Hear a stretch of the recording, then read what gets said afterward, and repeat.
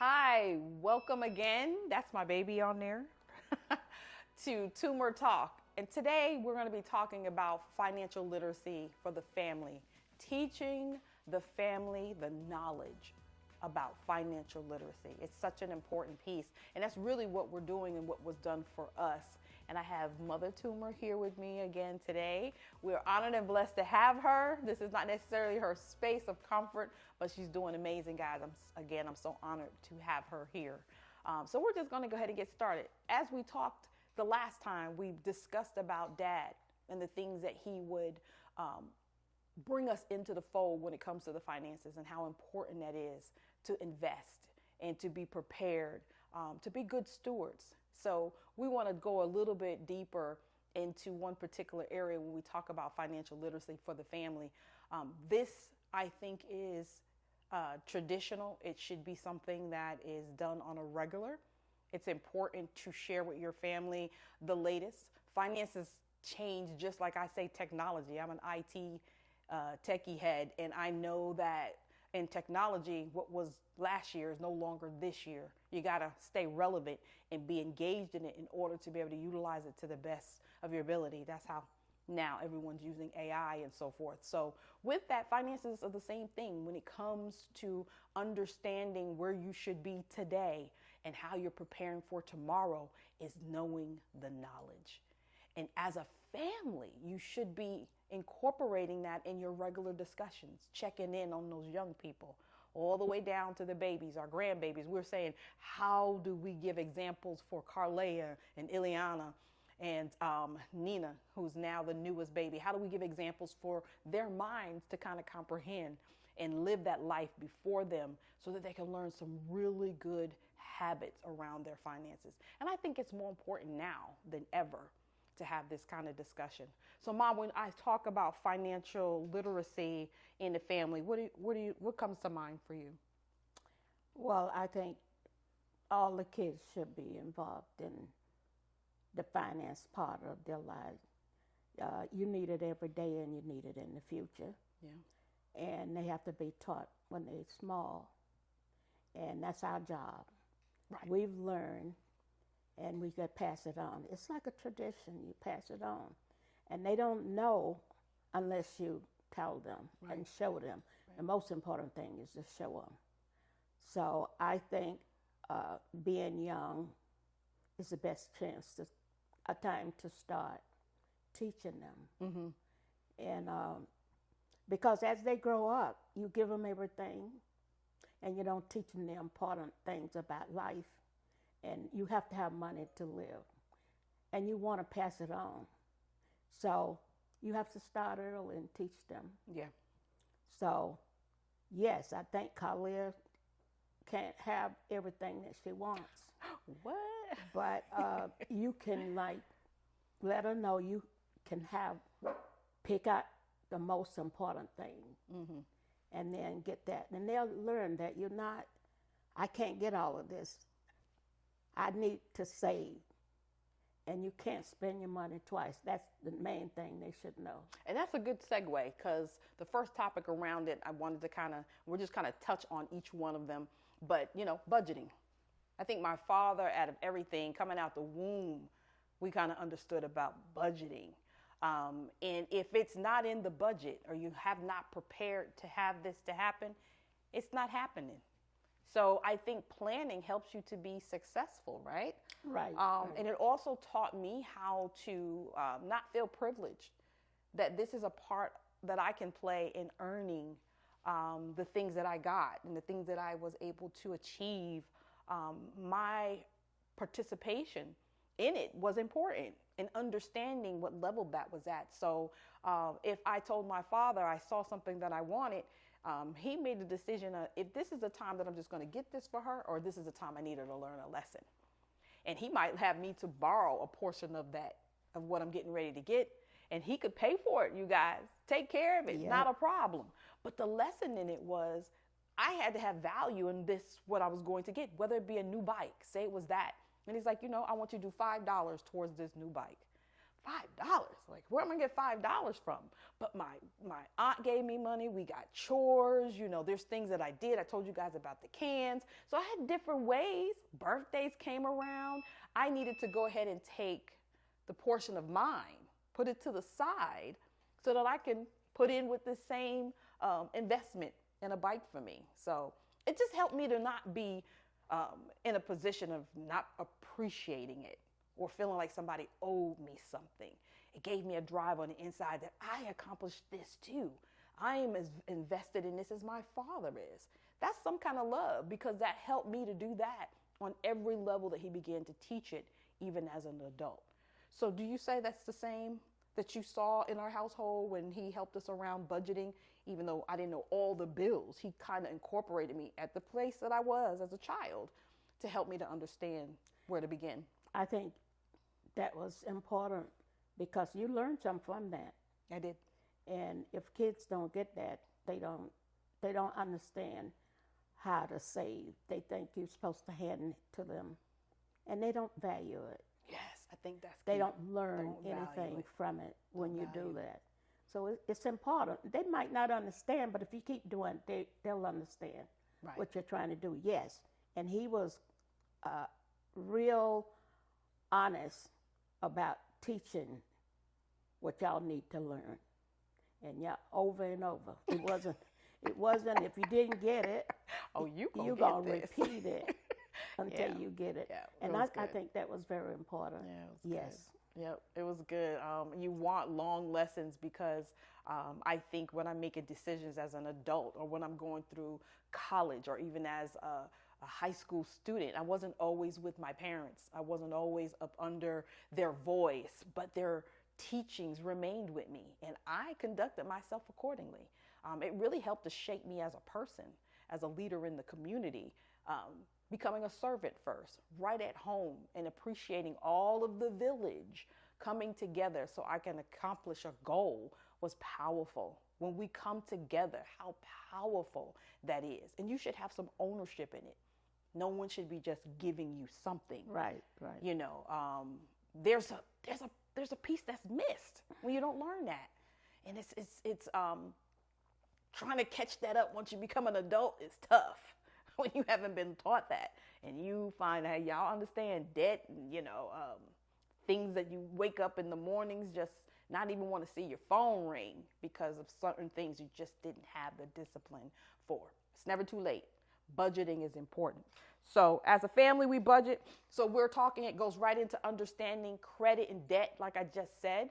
My father did not believe in owing any man. That's right. He did not believe in that. He said, if I can buy this for $9.99, that's what I want to buy it for, plus tax. That's what I want to buy it for. But when you don't do credit correctly, you take that $9.99 plus tax, place it on your card, and then you let the interest that they're going to gain to now have paid them for something you needed for you. They didn't need that new car or that new house or that new purse or shoes or whatever it is. It's not for them. It was for you. But you are finding yourself giving them a cut on top of what you thought you needed. And there's no return on investment there. You've already lost by that process. Yeah, not only. You paid like 10 times what you would have paid. Yes. Because they'll get you because they'll say you only have $500. You only have to pay $27. And then it keeps the interest. They make it because the interest goes on and on and on. Yeah. And but people saying, "Oh, I got it." They're not worrying about it. That's why you have to teach. That's why education does come in. And that's that part, that underlining lesson. It rises up to the top. My father made me to the point where he said, you're as good as your word. If you say you're going to get this and you tell them you're going to pay that, then pay it. Yeah. If you don't pay it, there's a penalty. And then if you want to give away an extra $10 a month, he said, how about giving that to me? Every month, just think about it, Sonya. If you want to pay them an extra $10 every month because you don't pay it on time, or you do the little minimum and that interest hit it, look like you're just not getting anywhere, give that money to me. I'll show you by the end of the year how much you really gave them. So don't do this out of sight, out of mind thing. That mentality that I don't see it, that's sometimes what credit cards do. But when you have a lesson and you're disciplined, it doesn't matter who you're doing business with. It doesn't matter what entity you're invested in. Your return on investment should always be a plus. Otherwise, thinking about, I'm about to lose this and it doesn't matter. That's just not a good way to go in life in its entirety. So yes, we're talking about credit and debt. When you get in debt, it's a hard place to come out of. How about not getting in it? But if you are in debt, you need to take the discipline, those same lessons, and begin to start knocking those out one by one. It doesn't work to ignore the debt either, because it grows and it compounds in the growth of it, and someone else is winning on your behalf, and you can win. I believe you can win. So with that, we have savings and investments. We kind of talked about that before, how my father would say, if you get money, take a half of it and put it away. And that takes a discipline, because there's something I think I want to get. I need a little bit of this half that's going away money to get it. But I have to wait just a little while longer. Goes back to what you said, Mom. Wants and needs. And as a child, you need to be taught wants and needs. So there's a need and a necessity, and there's just certain things you want. Work towards what you want without taking away from what you need. Can you explain that a little bit more? Well, when I was coming up, I kind of had that in my family. We had and we didn't have. Right. And we only got things that we need. Now, my mother supplied us with extra, but what we needed, she did. And we had chores to earn money. Mm-hmm. Mm-hmm. And you just can't give. They have to earn it.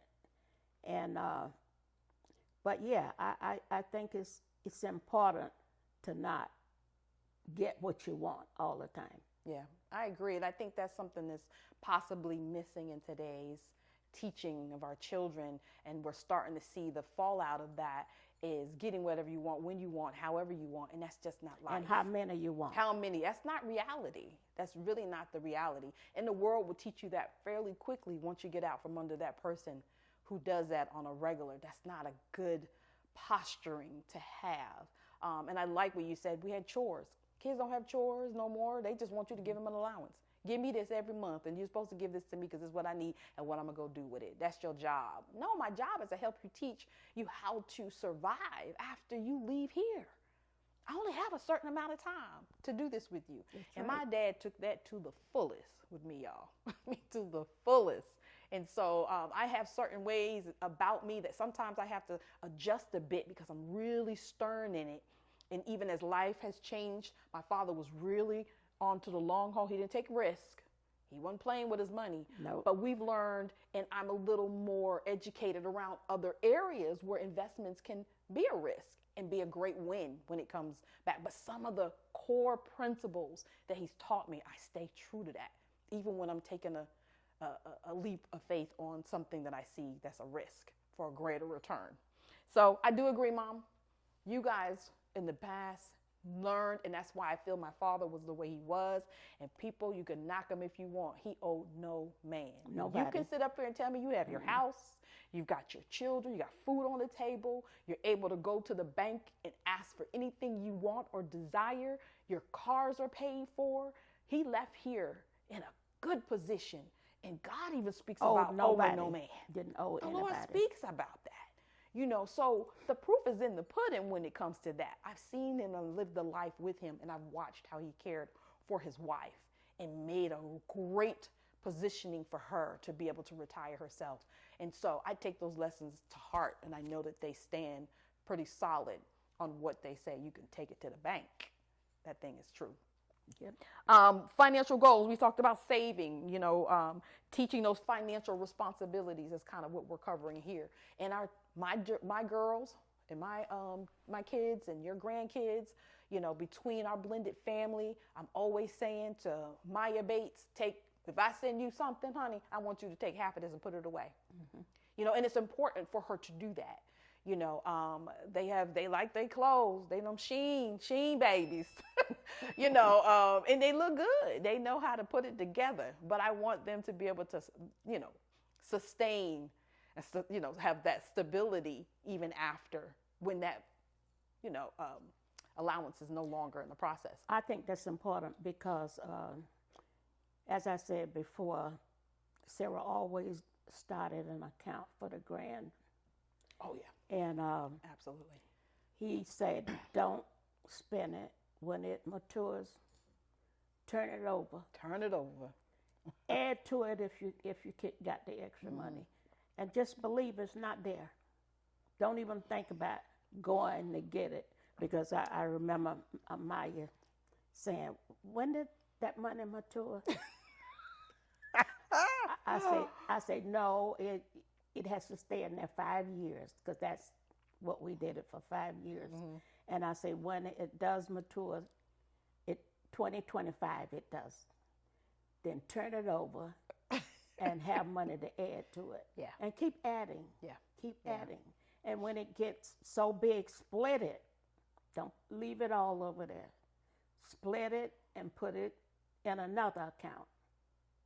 And if you can, just keep splitting it so you'll have money.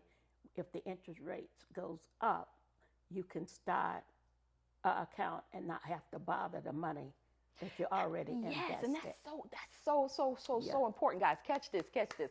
When my father would say, take it, split it, add to it, it's because you're going to get to a position, if you do it while it's sunshiny, before the storm comes and it begins to rain, you have prepared yourself in that, prepared yourself. So, okay, Basil, y'all see him. You got something to say about these finances? No, he needs to save. Yeah. And when you talk about split it, my father said, this is something very, very important, where now it's come to maturity. It's 2025. She's like, Mama, Grandma, when that money for me that you put away is ready? He said, in 2025, April, you can actually get that money, right? Yes. And so what you need, boo? When you're getting that money and you're getting ready to split it, as she's stating, you now want to turn that over. It's the return on investment that he's talking about. So you have made what with this money? If you have the right rate, you leave it in there correctly, and you add to it, you can then make some money on the dividends that you put through. So if I'm putting $50 in there, and 10% is what I'm going to be making on that, you're not making 10% anyway, but I'm saying 10% is what you're making on there, then you take that, what do I say, $50? Then you take that $5 and then you return it back in. Put it back in, or put $2.50 of it back in and let it turn again. And then split that and put one in one account of investment and put another one, maybe a money market account of investment, and then let these two work. And then as these two work and the money that you get out of that, split it again. Now put it in 3 different kinds. And so you want to diversify your investments. And as one comes out and one comes in, my father said you don't lock it all in one place, because you might need it. But if you have it growing in different portfolios of your finances, one could help feed the other. Get to the point where you have an investment that takes care of your bills. Yeah. You'll never miss a credit card payment. Every cycle, 28 days or 30 days of that cycle, you're paying it and they're not hitting you with the interest. That's a great way to use your credit if you use it correctly, because at that point you're growing your credit and you're improving it, and you're able to kind of extend your money throughout that month as you're making purchases. And you can itemize it. It's a great way to go see, how am I working my money? What am I spending it on? Let me take a look at this whole, flow chart of how this is rolling in and rolling out, and let me see what sectors I need to improve or where I'm doing really well at. So when you're splitting out your money, you want to always look, these are my investments. Don't worry about them. Someone says, I got money over there and you don't want me to touch it. That doesn't make sense to me. Yeah. I got a bill to pay, but you want me to touch this money.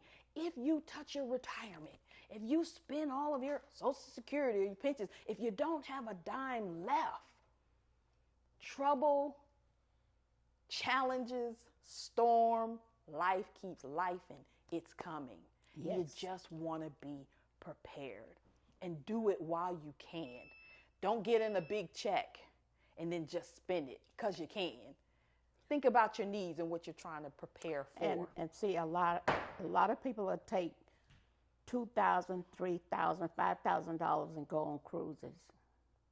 Yeah, Then they come back and they can't even pay their rent or any credit card that they use. They can't do it. So the next thing they do, anything they have saved, they go take that out, and now you have no saving. You're back to square one. Yep. So it's important to let people know you can't have everything you want, just like you want. Budget. Outside of your saving, you have to budget. Yeah. Whatever you have coming in to live off, if you want to do something, take a part of that. You know when you want to do it, take a part of that, put it aside until you get the amount that you need to go. And you won't be touching your saving. What you're trying to build. Because some people will go break it. They'll pay the penalty and break it. My daddy would flip over 50 times. He can't do it. He said it just makes no sense for you to take your hard-earned money and invest it anywhere else outside of your own family. Yep. Now, we're not talking about giving and giving back and being in the community and sewing and donations and, we're not talking about that. We're talking about literacy and knowledge within the family and helping yourself to Yes. build and grow a solid foundation and legacy. It's going to take some discipline. Yes. Little tweaks here and there to help that money grow and to change your mindset around your money, around finances, around the things you want and the things you need. It's important to make those decisions. Set those goals and then work towards them and let nothing come to or fro, doesn't matter where it comes from, to change the goals that you have set, because you'll be able to reach them. My father wanted to make $50,000. That was it. Yep. But That's once what he said. reached that goal, let me tell you, he said, I can do it. And I can repeat this again and again and again. So again, financial literacy amongst families is important. As a tradition, like my family and my mom and my dad did with me, have these conversations regularly. Practice those as you're getting closer to the things that you want to achieve. Set aside the goal and don't touch it. It's got to grow. Yep. If we went and all got our retirement out early, penalties that we would have and with no money left, and we will sit in a position with woe is me. What's the matter now, Zion? What's the matter now? And you look at others like they're at fault because they don't give you the money that you could have saved. That's true. That's true. And you have to let them know. That's true. Now, you have a choice. That's true. It's not anybody else's responsibility to get you out of where you are. You can do it. It may take a little bit of time to get out, but just like you got in, you can get out. And it's not the responsibility of anything or anyone else to do it. You can do this. Understand about the opportunities and how to invest your money. Yes. Long term, put that goal in, and let's get on the other side. Mom, thank you so much. We talked about retirement, protecting, wills we'll talk about next, because that's all that was been insurance and wills, to make sure you're covered, your spouse is covered, and your children are covered. It's important that we understand what these things are. And as we move forward, we'll have several different guests and experts in these various areas that are going to talk in detail per topic. But for right now, we just want to have a conversation. Thanks, Mom. Welcome. We appreciate you guys. Take care. We'll see you later. And you can actually find out more about us on billandsonya.org. That's billandsonya.org. Look forward to seeing you again.